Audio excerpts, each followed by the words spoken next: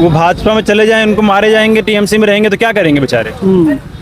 TMC में रहेंगे तो चट्टी चौराहे मारे जाएंगे, भाजपा में जाएंगे वॉशिंग मशीन से निकलेंगे, सफाई होके निकलेंगे, भगवा पहनेंगे, सब ठीक है, सब ठीक है, भगवा पहन के घूमिए, सब ठीक है। यानी घोष जो कल तक टीएमसी के प्रचार में और मक्का मदीना गा रही थी, वो अब भाजपा में जा रही हैं। जो कल तक सफ़ेद साड़ी और हवाई चप्पल पे पहनती थी क्योंकि ममता बनर्जी उनकी स्टार लीडर थी, अब आप देखिएगा कुछ दिनों बाद भगवा साड़ी में दिखाई देंगी। ममता बनर्जी की सरकार जब से गई है पश्चिम बंगाल में तो तोड़ फोड़ लगी हुई है। हम लोगों ने पश्चिम बंगाल की इस तरीके की स्थिति देखी जिस तरीके की स्थिति हमने किसी भी चुनाव में पहले नहीं देखी थी। साथियों नमस्कार, आप देख रहे हैं महाखबर में आपके साथ आनंद। आजकल राजनीति में कभी भी किसी का कोई भरोसा बचा नहीं है। कब कौन कहाँ चला जाए, कब कौन किसकी पार्टी में है और अगले दिन कहाँ चला जाए, कोई भरोसा नहीं है। बंगाल में जब से टीएमसी की विधानसभा के चुनाव में करारी हार हुई है, उसके बाद से आपने देखा कि टीएमसी की हालत ये हो गई है कि अब खबर आ रही है कि टीएमसी का कांग्रेस में विलय हो जाएगा।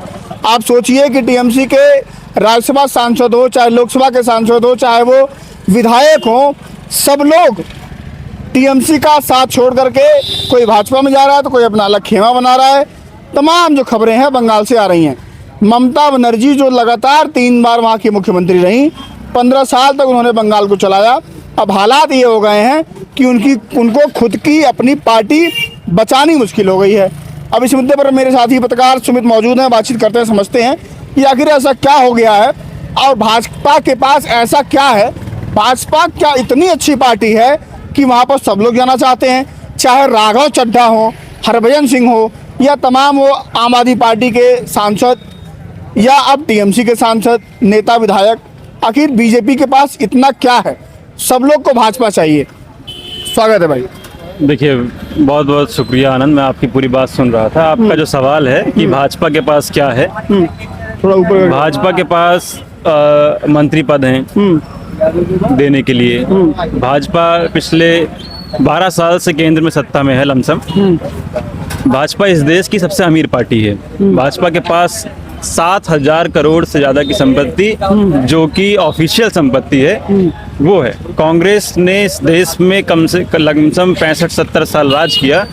कांग्रेस के पास 1,000 करोड़ की संपत्ति इस समय नहीं है। भारतीय जनता पार्टी के पास पिछले 12 साल में 7,000 करोड़ से ज़्यादा की संपत्ति भारतीय जनता पार्टी के पास है। भारतीय जनता पार्टी के पास ईडी है, भारतीय जनता पार्टी के पास सीबीआई है, भारतीय जनता पार्टी के पास इनकम टैक्स है। तो ये तमाम चीज़ें भारतीय जनता पार्टी के पास हैं। सभी लोग, अरविंद केजरीवाल, सभी लोग संजय सिंह, सभी लोग मुलायम सिंह यादव, सभी लोग अखिलेश यादव, नेताजी और लालू यादव, सभी लोग ये नहीं हो जाएंगे। कुछ लोगों को डर भी लगता है, कुछ लोगों को पैसों की ज़्यादा लालसा भी होती है, कुछ लोगों को मंत्री पद की लालसा होती है। अब ममता बनर्जी की सरकार जब से गई है पश्चिम बंगाल में तो तोड़ फोड़ लगी हुई है। हम लोगों ने पश्चिम बंगाल की इस तरीके की स्थिति देखी जिस तरीके की स्थिति हमने किसी भी चुनाव में पहले नहीं देखी थी। चुने हुए सांसद कल्याण बनर्जी की उम्र आप देखिए, कितनी कल्याण बनर्जी की उम्र है, किस तरीके से कल्याण बनर्जी को मारा गया। तो वो भी तो जा रहे हैं भाजपा में। आप वो भाजपा में चले जाएं, उनको मारे जाएंगे, टीएमसी में रहेंगे तो क्या करेंगे बेचारे।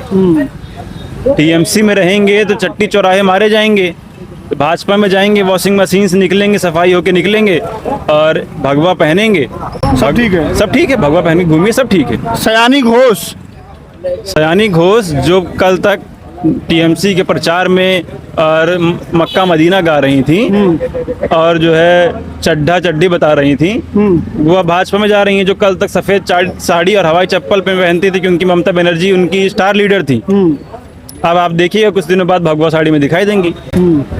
कलर चेंज हो गया, कलर तो चेंज। जनता को कितना मूर्ख बनाया जाता है कितनी आसानी से, क्योंकि आम आवाम में अगर लोकसभा के चुनाव में या विधानसभा के चुनाव में अगर वोट डाला होगा तो वो अपनी विचारधारा के अकॉर्डिंग डाला होगा। उसको अपनी नापसंद के मर्जी से आम जनता ने मतदान किया कि हमें भाजपा नहीं चाहिए, टीएमसी चाहिए। अब वही जीतने के बाद अगर फिर वही भाजपा में चला जाए तो उस आम जनमानस के मताधिकार का, उसकी जो इच्छा रही है या उसके निर्णय का ये अपमान नहीं है, उसकी हत्या नहीं है लोकतंत्र की। लोकतंत्र की तो हत्या है ही है। लोकतंत्र की हत्या तो भारतीय जनता पार्टी आज से नहीं कर रही है।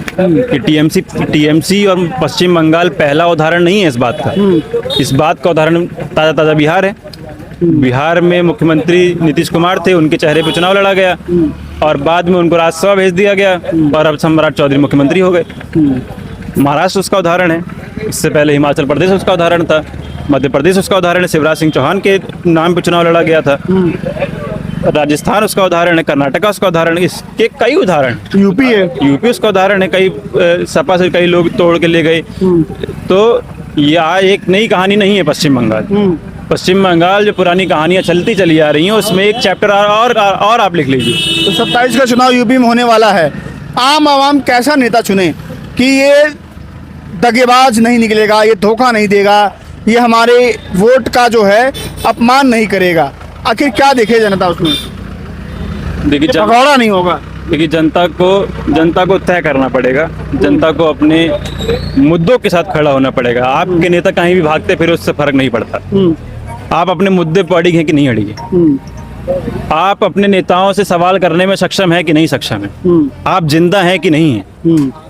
यहाँ इस देश में, इस प्रदेश में एक मूर्खों की सेना है, मूर्ख लोग रहते हैं, मुर्दे लोग रहते हैं, वो अपने नेताओं से सवाल करना नहीं जानते। वो नेता जो कुछ समय पहले उनके चरणों में पड़ा था उससे सवाल करना नहीं जानते, उसको ये याद नहीं दिलाते कि आप कुछ समय पहले हमारे चरणों में पड़े थे।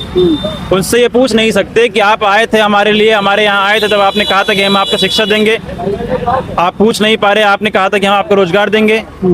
आप ये नहीं पूछ पा रहे कि नीट की परीक्षा लीक हुई, 22 लाख अभ्यर्थी उसमें शामिल थे, 12 अभ्यर्थियों ने आत्महत्या कर ली।